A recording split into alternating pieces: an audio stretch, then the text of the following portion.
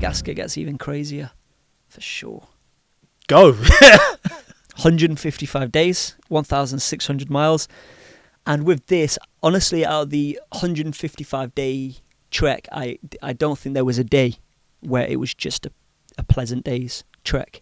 There was, whilst Mongolia was very mentally draining, lots of fear, held a lot of diet. I was scared. I won't act like the hero and say, yeah, smashed it. I was fucking shit scared. Very scared of the Mongolia trek. But I think that's normal. No. Yeah.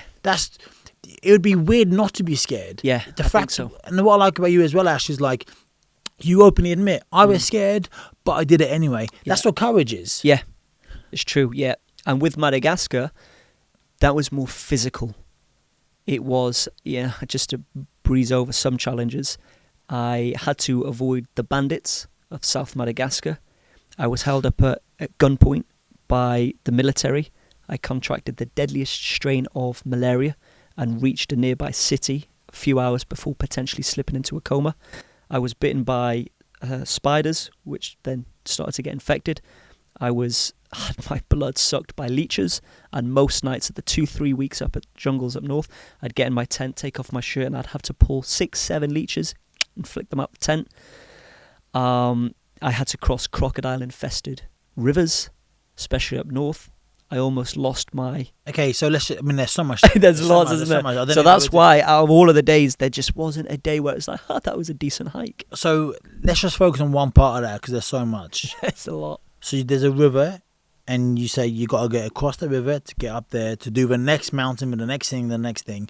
But you got to get across this river, and you know full well there's a crocodile in there swimming around waiting for a little Welshman, the 7th coolest Welshman in the world, to jump in the water, and he wants to snap your legs off. Thought process, mindset, what is going through your head right there, and how do you just do it? Well, I think what's even creepier than that is you don't know if there's crocodiles in those rivers or not. Oh. Because you can't see it. The rivers are murky, and so there could be a dozen. There. Or there might not be any. Yeah. Do you risk, there's crocodiles in Madagascar, but in the specific river that you're looking to cross, are there any in that river right now? Or are there not? Do you risk it or do you not? And so there's 3 ways to cross crocodile-infested rivers. You either cross where there's locals, because they know where the crocodile's territory is. They cross it every day. It's no big deal. That's their home. If there's no locals and you're in the wild, like I was, you cross where there's white water or rapids, because the crocs don't like to have their territory near fast-flowing water. And the third option is you cross by building yourself a raft using bamboo and bamboo leaves. That takes 3 to 4 hours just to get over this 50-metre, sometimes smaller, river to the other side. And there were a few occasions where we had to take that third option. Who's we? You often say we. Who's we? Yeah, so with Madagascar, the beauty with this wasn't solo and unsupported. I had a guide for the most southern section who knows the south, a guide for the middle section, and then a guide who knows the jungles up north. So 3 separate guides on these different occasions. And that was the beauty. With Mongolia, as much as I loved it and I loved the locals, they were incredible, super hospitable. There were times that I didn't come across locals for days, and when I did, there was smiling, there was gestures. They let me stay in their gur. There was writing in the sand, drawn pictures, all of that. What's a gur? A gur, is their white felt tent, just living out there in the wild in their white felt tent. Okay. And I thought, on my next trip, being in Madagascar, I hope to come across more locals. That's why I started traveling in the first place. I love meeting new people, understanding the local culture, their way, their traditions. And I also thought it would be nice to do it with a guide who was able to translate so that I get a good understanding of the people without just smiling and writing in sand and.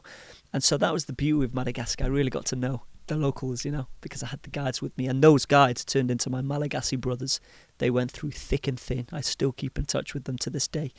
So as you go through something so intimate with somebody, you're bound to just get close to them. And Yeah, because you were kind of reliant. When we put together the raft, your life is in their hands really, because you're doing your knots, making sure it's strapped together.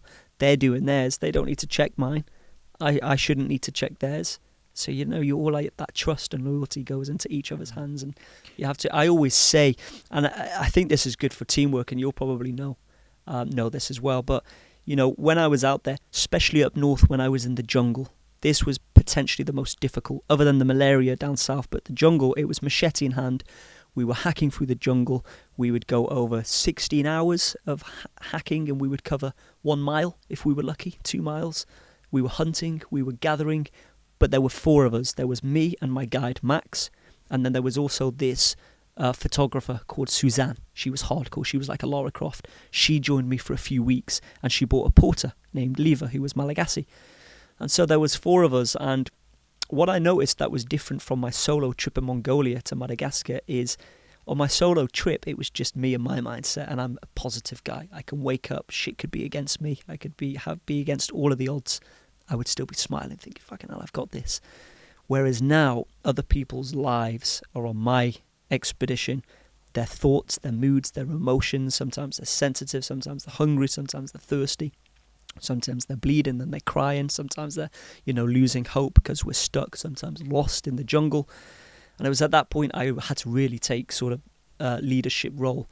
But not only that, I found that we were 4 separate individual beating hearts with our own emotions, our own worries and doubts.